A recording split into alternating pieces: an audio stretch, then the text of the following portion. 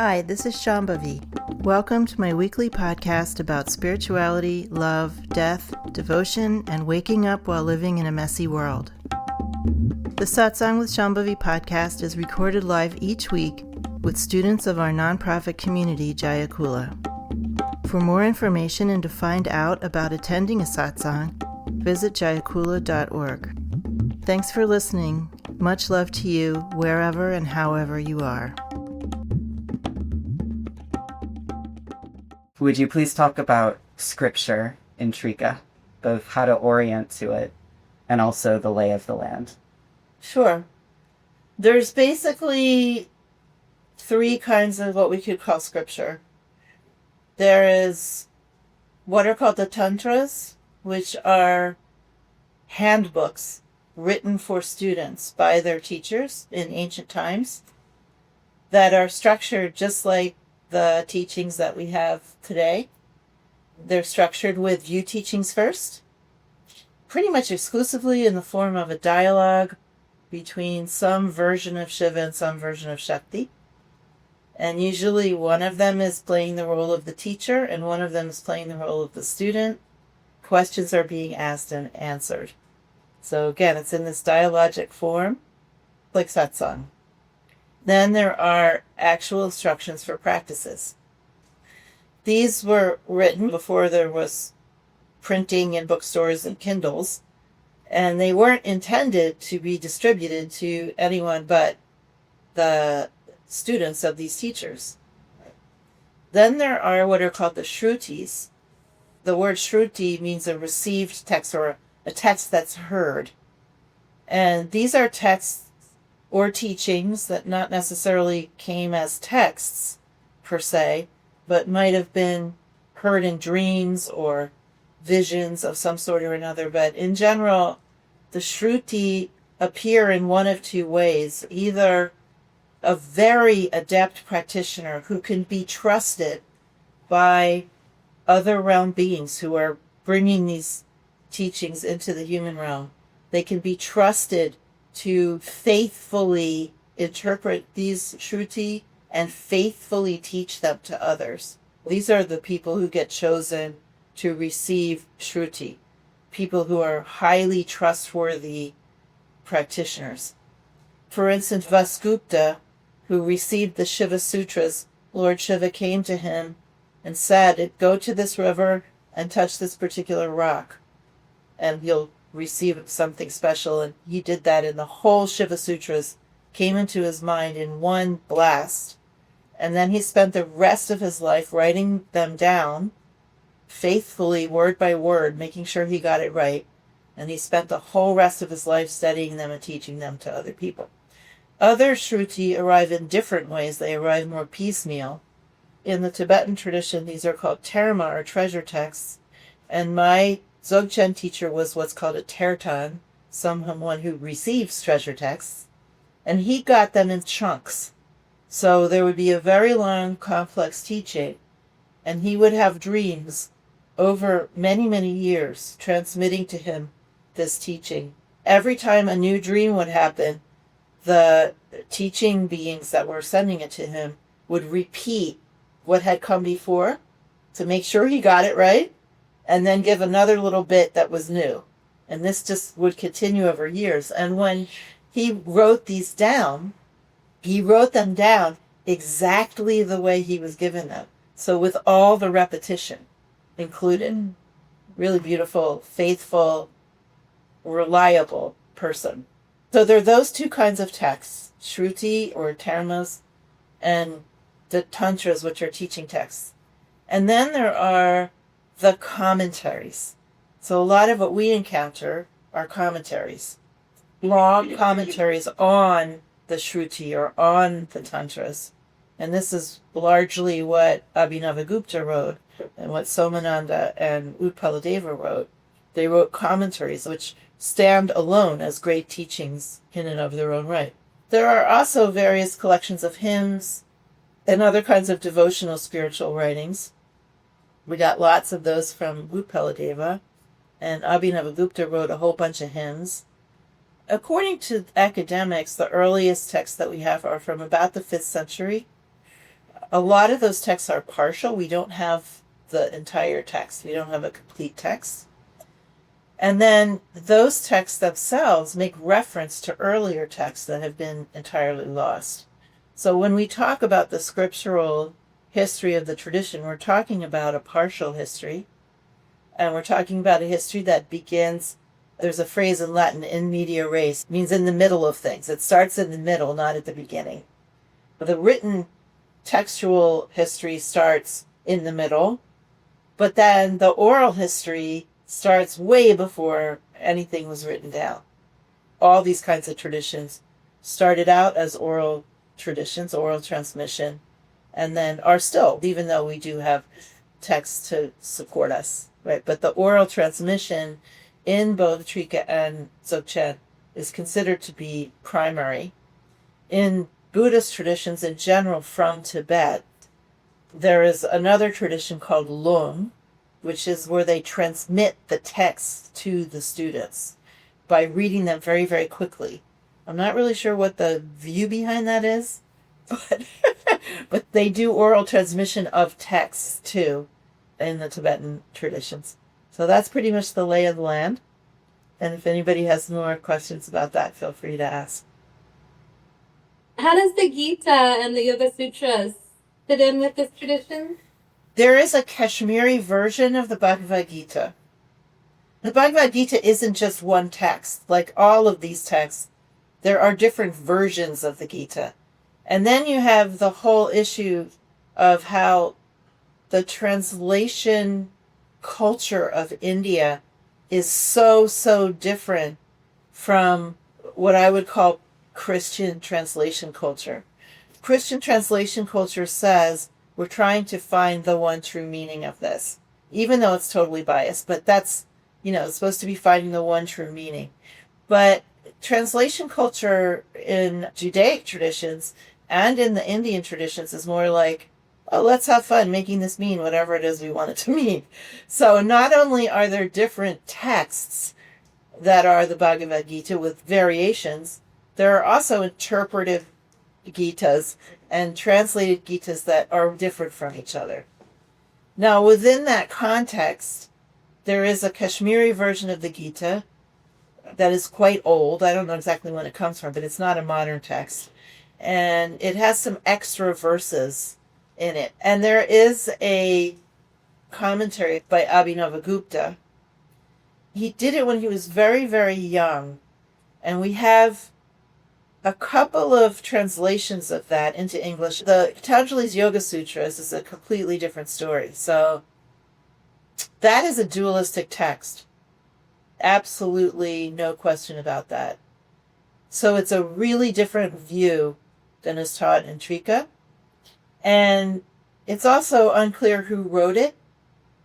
There was Patanjali, but there's a lot of questions about if he actually wrote it or not, or if it's more of a group effort over time. In any case, the main point about the Yoga Sutras is that it's a dualistic text. God and human cannot meet, never meet. They're two different things. Humans can go to Brahma Loka, but there's no identity between God and other beings. They always stay separate. I was curious about how we should relate to our lives with the idea of Leela and us as actors in this play.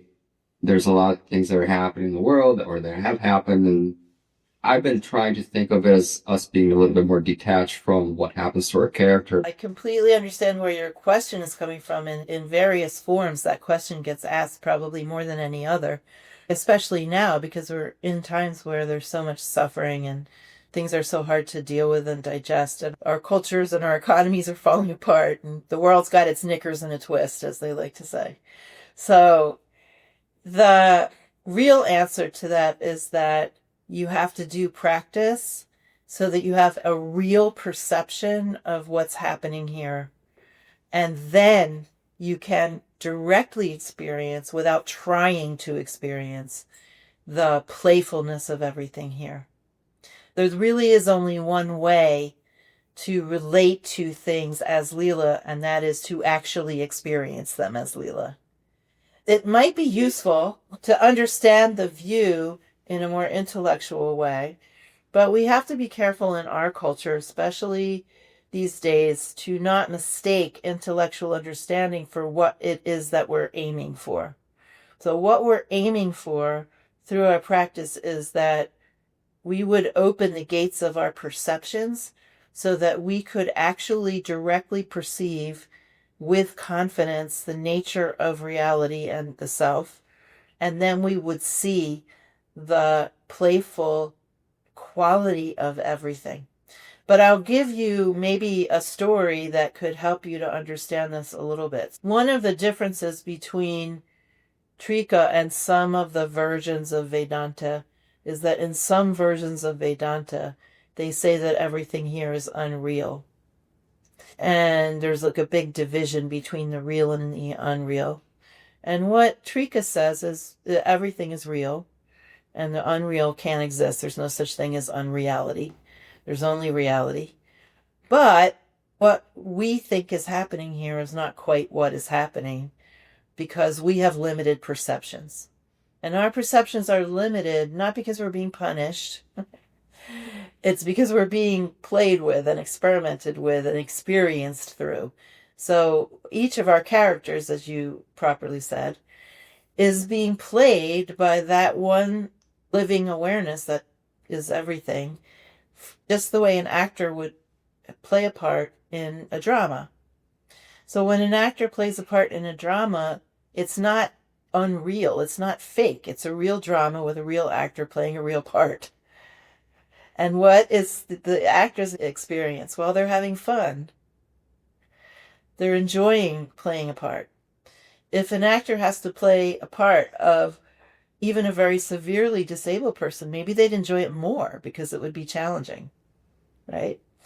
Certainly, if you were in a very, very good movie, high quality movie, playing the part of someone who was severely disabled, it would be way more fun than playing the part of somebody's lover in a daytime soap opera, which would be relatively boring. But in any case, what's happening here is that there's only one self. There's one livingness that is the fundament of all of existence and also is giving rise to all these characters, as you say, that are full of itself. We're full of that enlightened essence nature, enjoying itself through our senses and our lives, playing out its own creativity and expressiveness, self-expressiveness. That's what's here. There really is no other. There is no other person. The highest teaching, in one sense, in both Trika, but also in the Buddhist traditions I've studied in, like Dzogchen and the Kagyu tradition, the teaching is there is no suffering. There is someone playing the part of someone suffering, but there's no actual suffering. And the thing is that in order to really grok that, you need to have a direct experience of what is the bhav, what is the feeling tone of this reality? How is this reality? What is its personality, so to speak? Then you'll understand that the opposite of ignorance and not understanding what's happening here is not detachment, especially not detachment in the ordinary sense of I'm going to stand back coolly with my spiritually Botoxed face and just witness everything. It's certainly it's certainly not anything like that. If I can use the word God, but when I say God, I just mean all of reality. It is participating in everything to the nth degree. So the point of all of this is to be immersed in all of this and to participate in all of this and then to enjoy it rather than to suffer. And this is where Abhinavagupta says, when we participate with enjoyment rather than suffering, because we think that we're really here in a certain way and bad things are really happening. But when we participate fully with awareness of what's really happening here, we become the player rather than the played. Those were his words. So we're kind of moving from being played and not really understanding what's going on to being the player and actually having more understanding of what's going on. And then as the player, we have more choices about what role we play and how we relate to things. the other mistake that people often make is thinking that this is some giddy, I'm never going to feel anyone's sorrow or suffering. No sadness is ever going to be felt by me when I'm enlightened or something like that. This is also complete BS, because the feeling of sadness is also one of the tastes on God's tongue. One of the possible feeling tones being invented by God to experience. So when we are being more awake, we are experiencing everything, but from a different perspective, from a different sort of ground. And the compassion that we feel for others is there more, not less. People who have more realization are more compassionate, more empathetic, not less. There is no sense of like coolly hanging back, witnessing everything. That isn't how it is. And in our tradition, the primary metaphor for this whole manifest experience is the city, or a city. That we're in this magical city where we get to meet people, we get to have interesting conversations, we get to have surprising experiences. People go to the city to participate in life. They don't go to a city to sit in their rooms and do nothing, although these days. But, people used to go to cities to participate because they want to participate more. If you just think about what a city is and the excitement of being in a city and going to cafes and going out to the theater and art shows and sitting in parks, people watching, and getting in surprising random conversations that you didn't expect to have that day. All of these things that happen in a city. This is really what God is about and what this life is about. Satsang with Shambhavi is produced by Jaya Kula, a nonprofit community offering opportunities to learn and practice in the direct realization traditions of Trika Shaivism and Dzogchen. If you enjoyed listening, please help us keep this podcast and many other teachings open to all by making a monthly or one-time donation. Visit jayakula.org to make a donation and explore more of our offerings.